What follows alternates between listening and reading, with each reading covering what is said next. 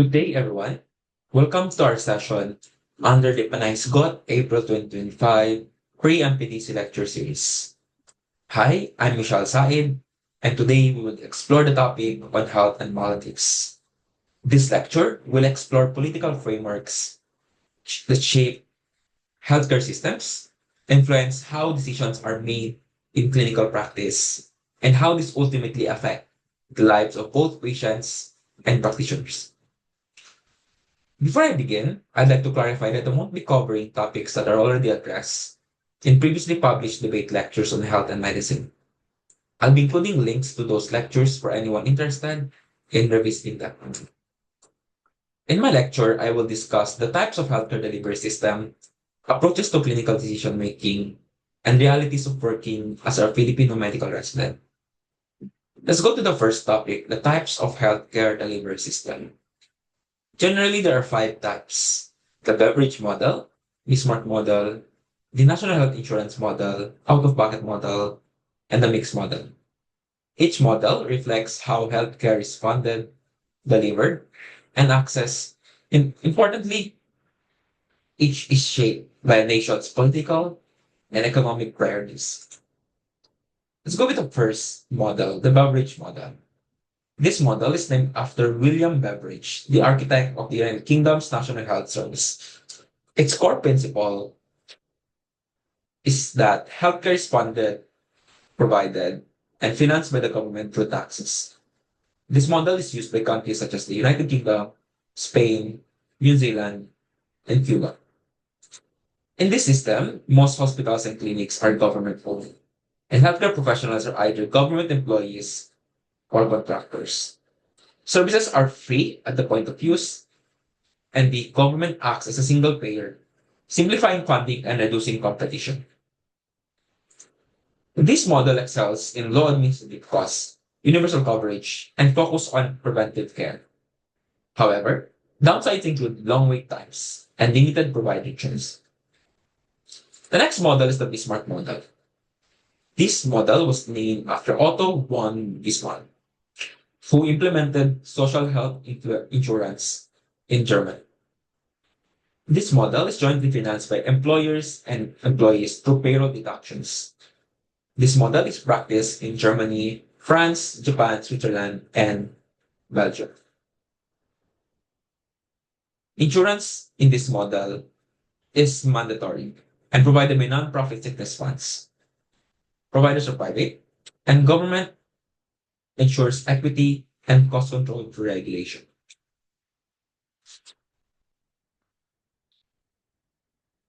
This model features universal coverage, shorter wait times, and encourages quality and innovation. However, it can suffer from high administrative costs and inequities if not well regulated. The next model is the national health insurance model. This model blends Beveridge and Bismarck, and healthcare is provided by private sector providers. But this healthcare is paid for by the government-run insurance system. Citizens contribute via taxes or premium, and examples include Canada, Taiwan, and South Korea. In this model, single-payer system is promoted with private delivery. The government negotiates costs and limited services to control expenses. This model provides universal access and freedom to choose providers with lower administrative costs. But like beverage, there can be long wait times and limited services. The next model is the out-of-pocket model. In this model, individuals pay directly out of pocket for healthcare. This model is common in low-income countries such as parts of Africa, Bangladesh, and Laos. In this model, there's no insurance or government assistance, and access depends on one's ability to pay. It's typical where national health systems in general are absent or underdeveloped. The pros include immediate access for those who can afford and minimal or low bureaucracy. But the cons are severe. This includes high disparities, unmet medical needs, and poor health outcomes overall. For final model, the mixed model, this combines features from the previous models and includes public and private funding and delivery. Countries such as the United States, India, and the Philippines use the system. This model features multiple funding sources like taxes, insurances, and out-of-pocket. And the care is provided by both public and private institutions. Its strengths are choice, flexibility, and innovation, but it suffers from inequities, complexity, and higher costs. Generally, there are five implications for all of these types of healthcare delivery system. First, you have health equity and access. For models that offer universal systems like Beverage, Bismarck, and NHI, basically there's promotion of equitable access to health services regardless of income, geography, or employment. In the United Kingdom, for example, um, which adopts beverage model, health services are free at the point of use, minimizing financial barriers. However, on models that are out of pocket or mixed, there's a disparity in access to healthcare, especially for low income or rural populations. For example, in low income countries adopting these models, many cannot afford basic care, leading to unmet health needs and delayed treatment. Next indication is financial protection. Tax funded and single payer systems reduce the risk of catastrophic health expenditures. Canada's NHI system, for example, caps the costs at the system level, protecting individuals from medical debt. For out of pocket heavy systems, there's an increased risk of impoverishment due to illness. And for example, in Bangladesh, there's over 70% of health spending that is out of pocket, pushing families into poverty. The third implication is quality of care. For regulated private systems like the Bismarck model, competition innovation is fostered, potentially leading to higher quality. For example, in Germany's regulated insurance funds, for example, they ensure timely and advanced care options. On the other hand, with underfunded public informal systems, there's understaffing, outdated infrastructure, and low quality services. Basically, because of lack of funds or lack of really a rigid and comprehensive system like the beverage service one. In rural parts of sub-Saharan Africa, for example, lack of trained professionals compromises care quality. Next implication is efficiency and cost control. For centralized systems like beverage and NHI, there's the cost is easier to control because of budgeting and negotiation. For example, UK's NHS negotiates drug prices nationally, reducing system-wide costs. On the other hand, for fragmented systems like the mixed model in the United States, there's high administrative costs and duplicated services.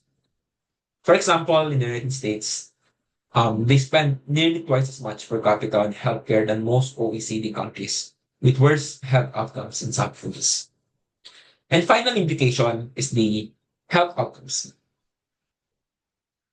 For systems that are able to provide comprehensive and accessible care, there's better population health indicators overall, like life expectancy, infant mortality, as such. For example, in Japan, which uses Bismarck model, they boast one of the highest life expectancies globally.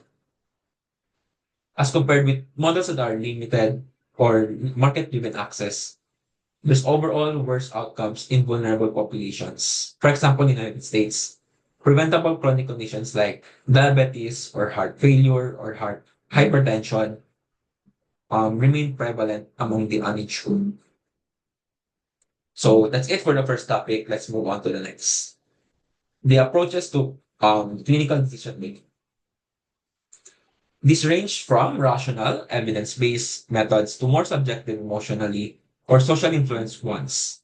There are eight approaches overall. And let's begin with the gold standard, the evidence-based medicine. Evidence-based medicine integrates clinical expertise, the best available evidence, and patient values. It involves reviews, randomized clinical trials, controlled clinical trials rather, and meta-analysis. And it emphasizes critical appraisal and application of research findings and encourages continuous learning and adaptation based on emerging evidence.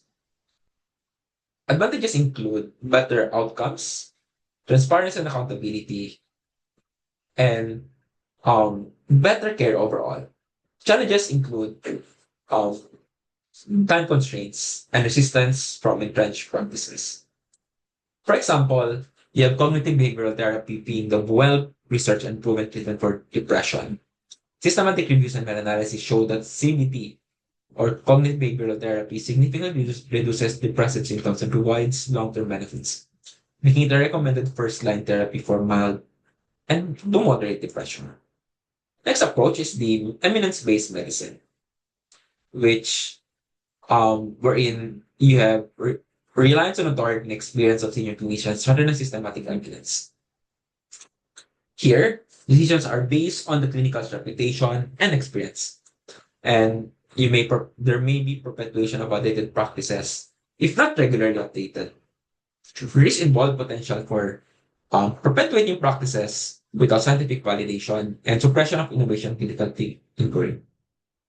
For example, the use of frequent pressure during endotracheal intubation, wherein you apply pressure here in the cricket area as you intubate the patient, was widely adopted based on the authority of senior clinicians, despite limited support practice.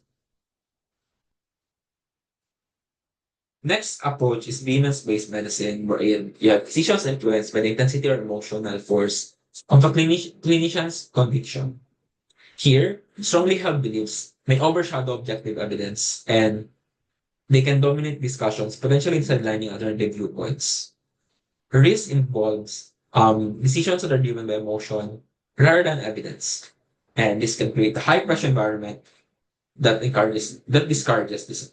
For example, in some clinical settings, the loudest voice in the room may dictate treatment plans, regardless of the evidence supporting alternative approaches. Next approach is the eloquence-based medicine, wherein you have clinical decisions influenced by the persuasiveness and communication skills of the clinician. Here, charismatic delivery can sway opinions regardless of evidence. Effective communication may mask a lot of substantive evidence. And decisions may be made based on style rather than substance and can lead to adoption of practices without rigorous evaluation. Here, you generally have a charismatic clinician overshadowing or overshadowing the um, any evidence that may go against their opinions. Yeah. For example, you have a well-spoken clinician, they over convince colleagues to adopt a treatment approach based on their persuasive communication, even if the approach lacks strong supporting evidence. Next approach, you have confidence-based medicine, which is influenced by the clinician's self-assurance, regardless of evidence. Characteristics involve high confidence that may lead to assertive decisions without supporting data, which can overshadow cautious approaches that require more evidence. Risks involved are overconfidence that can result in overlooking potential risks, which may discourage second opinions or alternative approaches. For example, you have a confident clinicians who may proceed with the treatment plan without consulting the latest research, believing their experience is sufficient. Next approach is the providence-based medicine, wherein clinical decisions are guided by divine intervention or faith. Here, there's an over-reliance on spiritual beliefs rather than empirical evidence. Clinicians may defer to higher power in decision-making processes, and risk involved includes neglect to the role of scientific evidence in patient care, which may lead to decisions not grounded in clinical best practices. For example, a clinician may choose not to administer a recommended treatment, believing that the patient's outcome is in divine hands. Next, you have evidence-based medicine, which um, have decisions that are influenced by a lack of self-confidence resolution. Here, clinicians may avoid making decisions due to fear of making mistakes, which can lead to delays in care or unnecessary treatments or referrals. This may result in suboptimal patient outcomes due to indecision and can increase healthcare costs through over-referral or unnecessary risk. An example of this approach may involve a doctor being choosing a less effective treatment option for a condition, feeling that the more advanced one might cause complications or the patient may not respond well. The final approach is nervous system-based medicine, which you have clinical decisions that are driven by anxiety or fear of litigation. This is more prevalent, especially in metropolitan areas, wherein there's already increasing or like wide prevalence of um, civil, administrative, or even criminal cases filed against doctors and clinicians because of um, negligence, for example. So for characteristics, clinicians may order excessive tests or treatments to avoid potential legal repercussions, which can lead to overdiagnosis and overtreatment. And for the risk, there may be increased healthcare costs overall without improving patient outcomes, and we can expose patients to unnecessary risks from unwanted procedures. For example, patient may order a battery of tests for low-risk patient to cover all bases legally, despite clinical guidelines advising against it. What are the implications then in the discussion on the approaches to clinical decision making? You have five. First is that you have first indication on quality and safety care being varied widely.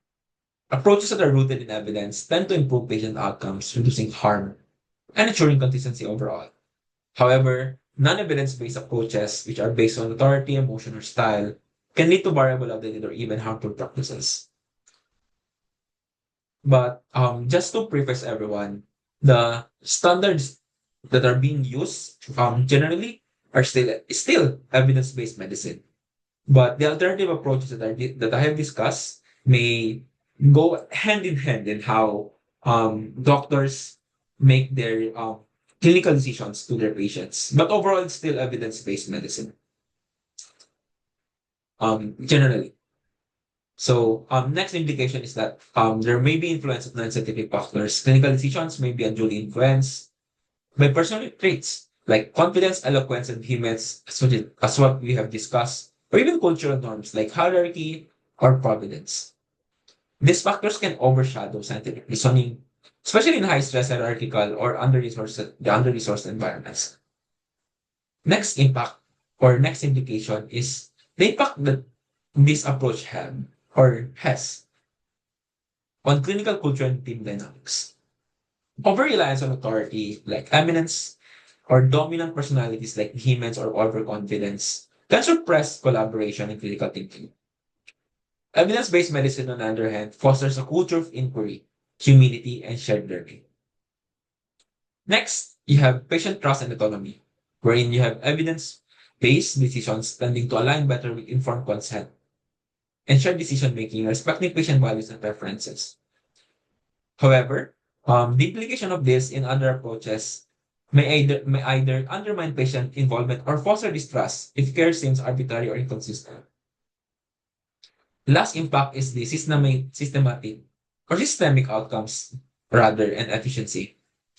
Evidence-based medicine avoids or help avoids overtreatment, undertreatment, and necessary interventions, improving cost effectiveness. Divisive or emotionally driven decision making like nervousness based or even diffidence based increases healthcare costs and inefficiencies. Let's move to the final topic then, which is the day in life of a Filipino medical resident. Here, we will now get a closer look at what it's really like to work in the Philippine healthcare system, not from a policy or administrative lens, but from the eyes of the people who keep it running, or one of the eyes, especially when you still have an allied health system, which is a collaborative um, effort, not just from the Filipino medical residents, which we'll be discussing right now, but also nurses, medical technologists, and even the janitors, the utility workers who keeps or who do their best to keep the healthcare running and functioning. Generally, you have the rotating duty system of a medical resident. You have pre-duty, duty, or post-duty. This is a three-stage cycle that is exclusively or like exclusively run by or upheld by medical residents, especially when um, like other allied health workers follow a different work schedule. So this three stages cycle continuously and can vary depending on the institution or department. Prior to the pandemic, this schedule was routinely followed by clinical clerks and postgraduate interns. However, in the post-pandemic period, modifications were made to their duty schedules. Let's walk through each one. First, you have pre-duty. This occurs the day before the actual 24-hour hospital duty. So this is the day before the duty. On pre-duty day, the resident reports to the hospital during regular office hours, usually from 8 a.m. to 5 p.m. During this time, the resident is engaged in several responsibilities. As you can see, you have first outpatient consultations. They see patients in outpatient department, taking histories, doing physical exams, and managing treatment plans under supervision. Second, you have ward monitoring. Residents monitor inpatients, follow up laboratory results and imaging, and adjust management as necessary. Third, you have conferences and lectures. Medical residents still have to attend academic sessions such as morning endorsements, journal clubs, and case conferences, which are essential to their training. And finally, you have the preparation for duty. They prepare charts, gather clinical updates, and sometimes pre-assess CR cases in anticipation of the next day's duty. By the end of the day, the residents goes home to rest, though the rest often comes with reading materials or notes in preparation for tomorrow's or the next day's 24 hours. You go to the next part of the cycle, which is the duty day. This is the most intense part of their schedule. This is a 24-hour shift. Typically starts from 7 a.m. of this day to the 7 a.m. to the next day. So what happens during this duty time? They monitor all patients in the wards of their specialty, admit or discharge patients from the emergency room, and manage patients referred from other departments. Generally, you have a lot of happening. What's happening in the day of a medical resident on duty. In the morning, they must attend endorsements from previous team, especially when they receive cases and updates from those who are going post duty or from duty. So we will discuss later on. They also do the initial rounds. They will assess all the patients under their care or team, take notes, follow up laboratory results, and plan for discharges or transfers. They also do admissions from the outpatient department or emergency room. Because in their department, for example, in emergency room department, they may admit patients or they may also admit from patients that are referred to them from outpatient clinics.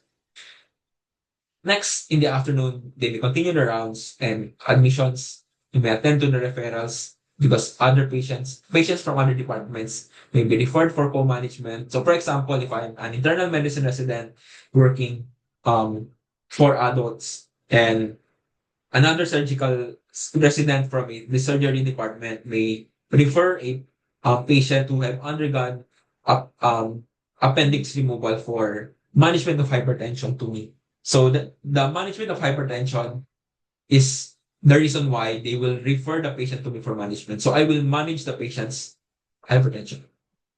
Even if they're under the care of the surgery department because of their appendix removal or appendectomy, as we call it.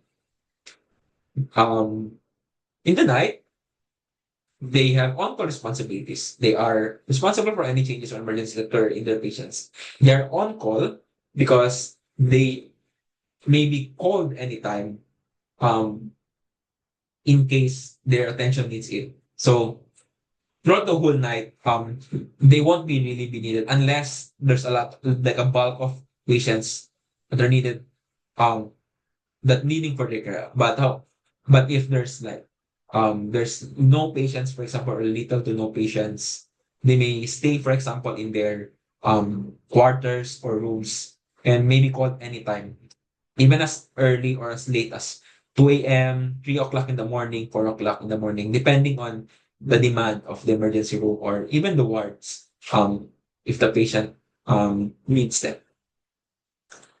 They're still also required to do Emergency department admissions. They may handle a new wave of emergency admissions, often more than during the day. And generally, they have little to no sleep. They are on standby all night, and any patient deterioration or referral must be attended by these residents immediately. Overall, the residents must be sharp and responsive, despite the fatigue building up. The cycle of exhaustion is shared experience across departments. However, it's not the only responsibility they have to do. For first year residents, for example, they must endorse or present the admitted patients, report any deaths, and update referrals before leaving the shift. So once the 24-hour duty ends, the resident enters the post-duty phase, commonly referred to from duty. But this doesn't mean they can leave right away. So this immediately happens after the 24-hour shift. So in the morning, after or they finish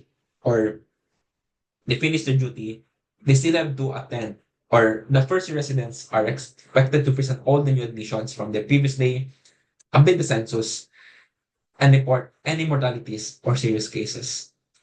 They may they should update the incoming team about current patient statuses, pending laboratory results, or concerns. Um, they also attend to the progress of their patients by monitoring them and finish any left ones. And they need to ensure that they may be able to like hand over or endorse patients to the incoming team by finalizing discharge papers and complete documentation. So what happens next then? There are two scenarios. They may have their off duty. They may rest right away after their from duty. Like for example, if I am on my post duty today, for tomorrow I may have my day off, or I may have my pre-duty again the next day, meaning I will do my pre-duty again, like 8 hours pre-duty the next day. And this depends on the heavy workload or staff shortage. And even worst case, you don't get to go home at all. After you're from duty or post duty, in some institutions, you go right away to your pre-duty. So that means you could still work over 36 hours straight, depending on the patient demands or like how the workload sees fit on necessity for you to stay. So there are negative and positive implications. So for positive implications, you have clinical experience and skill development. Exposure to viral cases allow doctors, especially trainees, to manage diverse medical conditions, emergencies, and complex cases. Research shows that residents exposed to high patient loads report improved procedural confidence and acumen. Next, positive implication is continuity of patient care. Longer shifts can ensure fewer handovers, improving continuity for critical or complex patients. Research shows that direct care continuity enhances patient satisfaction and reduces redundant tests. Next implication is teamwork and leadership development. Night and on-call duties offer opportunities to work independently, take initiative, and lead multidisciplinary teams in urgent settings. There's an increasing evidence that night shifts promote clinical thinking and leadership in decision making when supervision is minimal. Next positive implication is adaptability and resilience. Rotating schedules can build more emotional resilience, time management, and ability to cope with unpredictability. Which are important traits in clinical practice. Research shows that physicians learn to manage stress under pressure and make decisions despite fatigue. However, there are also negative implications here. You have first fatigue and burnout. Extended hours and night shifts contribute to physical and mental exhaustion, affecting both personal well-being and patient care. Physicians working in more than 24-hour shifts, according to studies, make 36% more serious medical errors. Next negative implication is mental health decline. Chronic stress and sleep deprivation can lead to anxiety, depression, and burnout. A meta analysis showed that depression affects 28% of medical residents globally. Next negative implication is compromised patient safety. Fatigue impairs judgment and concentration. increasing risk of misdiagnosis and delayed treatment. According to research, shorter duty hours improve safety without compromising elevation. And last negative implication is strained work-life balance. Social isolation and long shifts limit family time and personal life, especially during residency years. Finding shows that work-life conflict is a major predictor of physician dissatisfaction and attrition. All of these implications are used or with really evidence used by institutions in crafting or implementing um, policies that may be beneficial to the overall well-being of the medical residents. Right now, there are continuous efforts in doing this. For the conclusion of this lecture are as follows. First, healthcare systems reflect political choices. Next, decision making in medicine is not always rational. It's affected by culture, hierarchy, and emotion. And finally, the realities on the ground, especially in the countries like the Philippines, are shaped by systemic, political, and social forces. And I end my lecture there. Thank you very much for having me. I hope you were able to um, digest or even comprehend a lot of what I discussed here. I hope that you're able to use the material or materials rather in my lecture in any debates on health and medicine and even in science and technology. Because this really reflects on the current situation of health and politics, not only in the Philippines, but also in different parts of the world. Healthcare clinicians and practitioners are facing a lot of struggles, and the ultimate bottom line of all of this lies on the political, social, and even like cultural factors influencing him. That's it. Thank you very much.